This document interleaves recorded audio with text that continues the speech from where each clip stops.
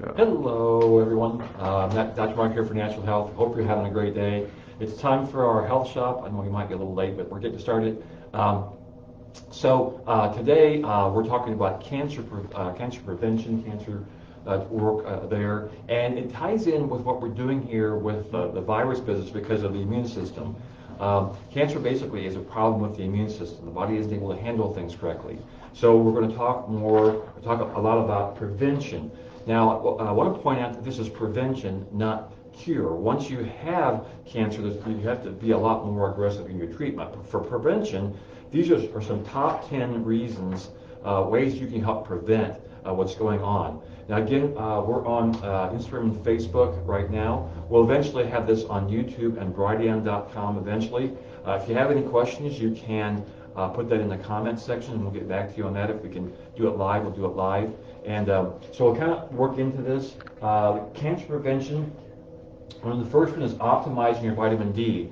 Now in our office, we're always trying to look at whole food ways of getting a vitamin D. So like in your good fats and oils, like cod liver oil and butter and things like that, is where your vitamin D will be. Now you can take synthetic vitamin D and the numbers on your blood test will be up, but I'm not really sure that's vitamin D3. How about all the other vitamin Ds? We want to make sure that the whole vitamin D complex is in there, like vitamin C being ascorbic acid or vitamin C complex. There's kind of some games that are played with these vitamins. So we like to get our things from whole foods. And of course, getting into the sunshine, which activates the vitamin D, makes it active so it can do its job. So optimizing vitamin D, very important for so many things, but especially the immune system. And again, all this works for the immune system that still fights COVID, the virus business, all this too.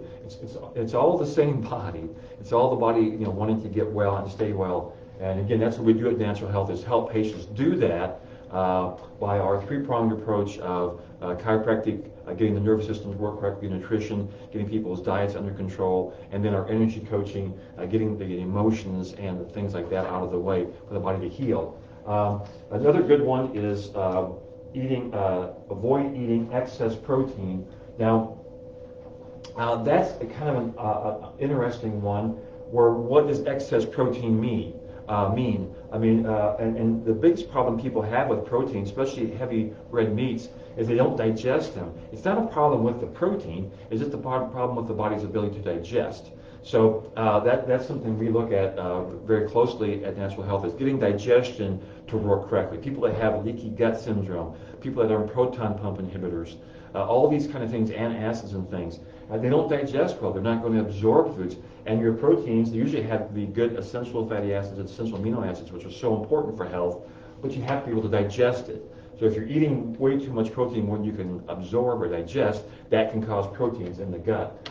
So that's why fiber is so important, making sure you have your salads and green vegetables, things like that too. Living foods with amazing health benefits. Talk a little about that with the green vegetables, but you want to try to get foods that are raw. Raw foods have, again, the good enzymes and things in there that not only help to digest the food, but also help to clean up the body, to get all the trash and things out of the body. So very important there. Another thing people can do, too, is if they don't digest greens very well, is to turn them into smoothies. Let the blender, the teeth of the blender, do all the chewing. And then that helps to break those down a lot too. Some people also have problems with raw, where they, like kale sometimes need to be steamed or roasted to get the good things out of that. So it depends on, again, back to digestion, what the body needs, how the body can absorb these things. So important there. But you really need to get, I've heard people say up to 80% of your diet should be raw foods. And that's really hard to do, but you should strive for that if you can. Simplify your cleaning supplies.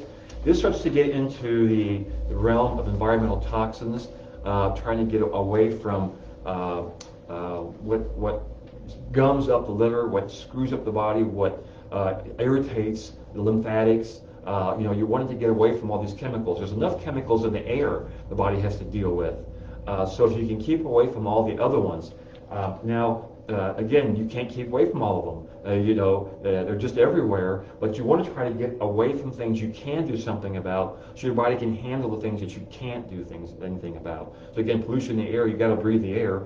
But if you can get away from nasty cleaning chemicals, like for instance, Dawn detergent has formaldehyde in it. I think that's one of the bad ingredients in there. Works great for a detergent, for a cleaning product and to sterilize things, but it's really hard on your body. So if you're using, not using gloves and things, you're going to absorb those nasty things. So you want to try to avoid that. So it's so important there to watch the cleaning supplies and any other chemicals that are in the body or in your environment. Use greener beauty products. Again, same thing. Your bathing products, your hair, your shampoo, all those kind of things, and especially the gals doing, perms and all these chemicals they're putting on their head and face, which goes right into the lymphatics around the breast. So, breast cancer. A couple of big things you can do are just not wear tight-fitting bras, use antiperspirants, and clean up. Use greener beauty products. There are beauty products out there that have fewer and fewer chemicals that are really not too bad for the body. But again, trying to work towards that, real important, because you're going to be doing it to yourself every day and every day and every day. So the body really isn't meant to have that go on all the time. That's why people's livers get overloaded. Most people that come in here have livers that are just overloaded. And so that's a lot to do with the chemicals and things that are in the environment. Drink clean, pure water. So that becomes more and more of a problem. The tap water is not clean, pure water because it's got chlorine in it. It's got fluoride in it. If it comes from certain sources, it's got all kind of dirt and debris in it. So you need to get filtered water. Usually, spring water is the best. Spring water, has the good minerals in there that the body's always meant to have had over time immemorial. So, it wasn't, we weren't raised in reverse osmosis, more than 50 years ago. Spring water's always been the thing. So that's a good way of getting a good, clean, pure water source. You can use filters. There's different types of filter things available, but just being aware of that. Softened water will have wrong kind of salt in it, so you don't want to drink softened water. Just being aware of what kind of waters there is out there. Ditch your nonstick cookware. Again, that nonstick Teflon is a carcinogenic. It's been proven carcinogenic. There's a whole bunch of chemicals like that are carcinogenic. And so if you're just getting it all the time, and it may be proven that if it's on the cookware, it doesn't be a problem. The problem is when you scrape it and use a fork or even a spatula to stir the food, you're scraping it off. So that's kind of a game that can also be played by the manufacturers, saying that, it's stuck on there, it won't be a problem. Well, that may be true, but then again, it comes off because anybody who has Teflon cookware knows that after about a year, there's scratch marks all over it, from the utensils there. Choose organic and locally grown foods. That's another really important one. We're trying to get organic because it keeps you away from, again, the chemical fertilizers, the pesticides, the herbicides that are sprayed and everything. And those, glyphosate has been proven to be carcinogenic, and herbicides. So really important to get away from that. And then locally grown, that way you know for sure where it comes from. So a lot of things that are cheaper are grown out of the country. They can use DDT and different bad chemical things in different countries. So you just want to kind of know where it comes from. And it's even better if you can grow it yourself, which is hard to do in the winter. But if you can canning is a good idea. And there's a lot of good ways of doing that. It just takes some time and planning to do that. But again, we don't want to get a diagnosis of cancer. Once you've got it, then you've got big problems. So we want to prevent. Prevention is an ounce prevention with a pound of cure, and even, probably even more than that. Skip the canned foods. Again, the cans, to put it in a can, they have to pasteurize it. They have to make it so there's no bacteria in it. So most of the time, foods that are in cans have very little nutritional value to them, other than the sugars and starches. So that becomes an issue too, where when your digestion is messed up, your body will still absorb starches and sugars, simple sugars, very easily. So guess what foods cancer loves to work with? Refined sugars. The cancer loves that kind of stuff. So you want to try to stay away from that. And so in these canned foods, that's about all you're going to get out of there. A lot of even if it has vegetables like vegetable soup, well, again, they've heated that up so much that a lot of the vegetables don't have much nutritional value left in there. Plus, these cans are lined, well, sometimes they're not lined, so the can itself leaches metals into the food, or they may be lined with plastic, so then you're getting plastic leaching into your food. So not a good thing. So it's good to stay away from the canned foods. Ditch your microwave. Yeah, microwaves are very convenient, but it just ruins the foods. And then another one that I've seen in here many times is people will actually microwave in plastic. Then that's just a recipe for disaster.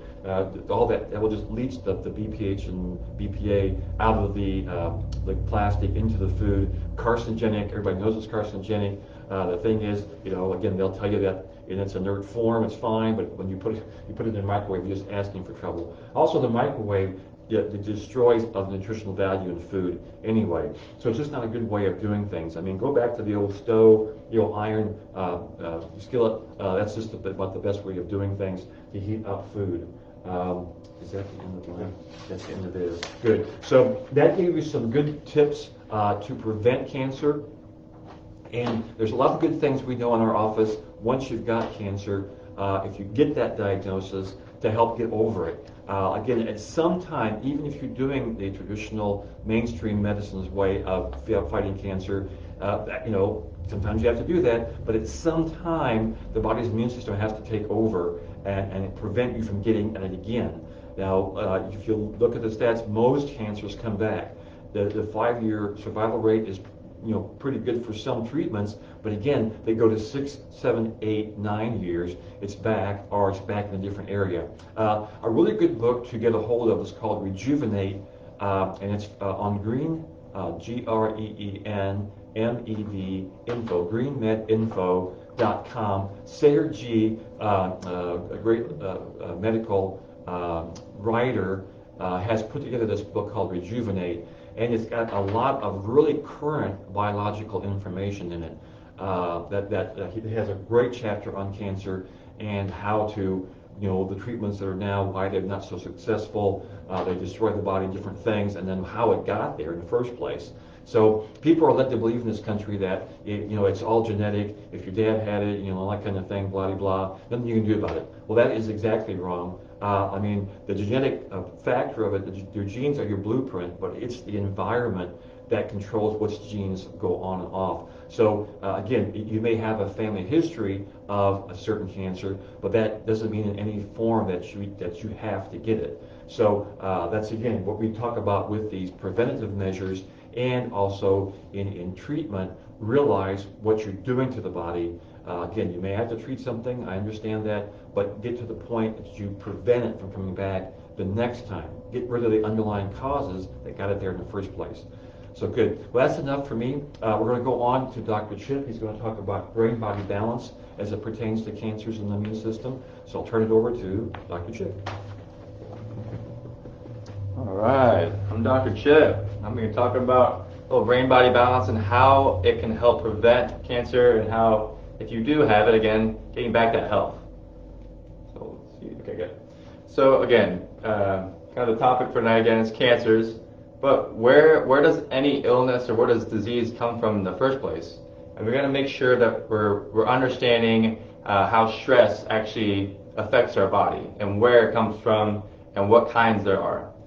So again, I always pretty much talk about every time is that we have 3 types of stress. You could say there's a trauma or a stress. That would be more of, 3 types of stress. I think the next slide is explaining these more. You got nutritional or toxins. Again, it's kind of what Dr. Mark explained, more of eating the right foods, but also making sure we're not getting into as many chemicals as we need to or anything like that.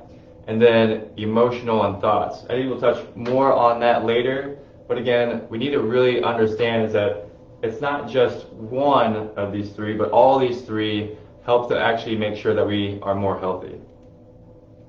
So again, kind of the chemical nature, kind of the nutritional factor, the toxins that comes from our food or water and our air. So again, trying to at least make sure that we're eating a good amount of good foods, And again, we're not saying that, the bad foods or your sugar or your other stuff is so bad to avoid them with all costs and, be really upset when you eat them or anything. We're saying is that it's always good to eat very good food so that your body is able to be healthy enough to have that little dessert once in a while. The physical trauma, again, a slip and a fall, that's a pretty big impact on the body that causes some stress and built up in the body. But again, doing that repeatedly would be no good either. Now, too much or too little exercise, that can also cause too much stress on the body. So again, if we're not moving enough throughout the day, we're not moving that blood around, that lymph around, we're not getting the nutrients that we're digesting from the food into the joints, the tissues and ligaments of the body, we're not helping our bodies to actually maintain that health. But if we're exercising too much, to say that we have this idea that exercise is the cure-all for everything and that we got to push ourselves harder and harder and harder, I'm not saying that, again, if you're working up to that, if you're an endurance athlete, if you're a really good athlete that's really doing well, eating right foods, you can do that. But we get into this kind of dogmatic relationship with exercise that we have to do hours upon hours of it, and that's what's going to give us health. Well, that's not really the main thing here. And then emotions and thoughts. So again, the kind of the negative relationship with our emotions and thoughts, and a lot of times people don't understand that. They understand that we do have thoughts or we have emotions that we feel throughout the day, but again, what's controlling us? Are we controlled by those emotions? Are we controlled by those thoughts? Some people get to that point of worrying all the time, or excessive worry puts a lot of stress on the body. But that can be a lot of different things. Anger, it could be frustration, irritation, jealousy, all that stuff. That can really put a really bad stress on the body. And if you do it repeatedly over and over, again, that's a chronic stress that can harbor into kind of the bodily systems not being able to be effective. So again, chronic stress causes an unbalanced body. Now, I kind of talk more about the nervous system. And again, if we have a balanced nervous system, if our brain and body are well connected, then we're able to utilize that energy to help our bodies be healthy. Now, when we fall in or out, or we fall out of that balance, we get too caught up in one thing or the other, we can be almost too relaxed. And we can actually be to a point where we're not in a balanced state, that we can't move our bodies well enough, and that means that we're too sluggish. But again, there are different balances that we need in the nervous system. So a good way to see it is that we have this fight or flight response that helps us in cases of immediate stress, acute stress. And that's important. That means that we need to get out of that situation, or our bodies have developed this response that kind of from generations upon generations of our years before, that helps us get out of that bad environment. And that was very important. But again, if we're stuck in that environment for too long, then we can cause that chronic stress to be built up. Now, the rest and digest system, that's more of our more relaxed state. And a lot of times we get caught up in this sympathetic overdrive state that it really depletes our energy so much to where now we have a chronic stress and that we have chronic illness. And again, chronic illness is very rampant in our country and in the world today, and that it's just I think the statistics, about 6 out of 10 people have a chronic illness or disease. So we have to make sure that we are really observant of what we are doing throughout the day and how we can actually help our bodies to be healthy. Now, this is just another slide to kind of illustrate how chronic illness or how chronic stress causes or may cause cancer-like symptoms or issues in the body. So again, chronic stress causes an imbalance of the body, and when we're not having, or we have an imbalance of the body, we have an imbalance in our brain functioning. You could say the mental fog, the inability to concentrate. We feel like we can't memorize things. We just read a book and we don't know what we just read. Over time, that's that brain that's not able to communicate or connect with the body. And again, body system dysfunction. Again, if our brain is not able to regulate our bodily systems, then our bodies start to have dysfunctioning. And so that also causes a dis-ease. So if we're not connected well enough, then we can have bodily issues or bodily systems that go into failure. Now, a big one for cancer, you would say, is the immune system. And if the immune system is dysfunction, if we're not having enough energy for our immune systems to fight off the bad viruses, bugs, or you would say something like cancer, then it has the opportunity to grow. And where, again, if we don't have the defenses well in line for ourselves to protect ourselves, then we get invaded by intruders.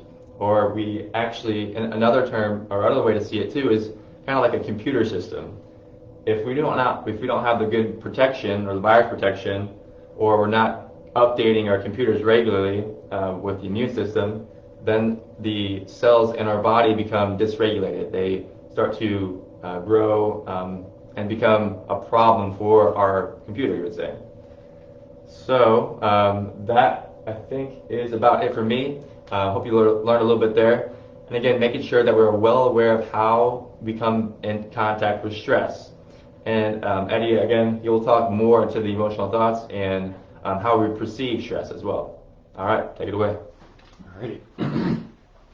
Thanks, Dr. Chip. So yeah, we're doing tonight the same exact topic as cancer, but I'm going to take it more of an emotional aspect of things. And I think this is going to come pretty surprising to some of you, because when we even look at the definition of chronic stress, of course this is acting Dr. Google, which is the assistant of Wikipedia, but what they're saying is with chronic stress is the response to emotional pressure suffered by the prolonged period of time in which the individual perceives they have little or no control. So the big word we're looking at there is perception, what Dr. Chip was talking about, but when we're looking at chronic stress, we're essentially stating chronic is over a period of time. And we find ourselves that it causes an increased release of stress hormones, it can be cortisol or adrenaline, when we're just even thinking about or using emotions from our environments, which can lead to mental or physical problems. See if I can get this guy or not. So if we're looking at the next one here. So when we kind of go to the chronic stress as it relates to the body, it creates a weakness in the immune system. Of course, if we look at chronic stress, we can tie that back to with the three stressors, thoughts, traumas, and toxins, back to it may cause cancer in the body. So if we look into it a little bit more, we go back to the definition itself, what it perceives they have little or no control. Well, I'm going to bring Dr. Chip up here, and I want to give you an example of what's going on, actual perception, and what this all means. So for instance, Chip and I, we all went to the same school. We grew up with each other. We're twins if you don't know that yet. And in school, his perception of school was much different than mine. So for instance, let's just say my educational style did not fit well in school. You know, I had a little bit of trouble, and my perception of school was different. So it caused stress. And over a period of time since, first grade all the way probably until now, still a little stress happens, or the rise of cortisol and adrenal, that makes my body produce, and it causes a weakness in the immune system. Dr. Chip, on the other hand, his perception of school or education may not have been as stressful as mine. So it's very, very different when we look at that individual that actually perceives the stress. So what we're looking at here is I want to get to you to understand, but it has little or no control. So my suggestion would essentially just say is to change the perception of where your thoughts and emotions are coming from. Now, if I have a perception that I'm a victim of my life, or I can't do anything about my health, or how I'm actually my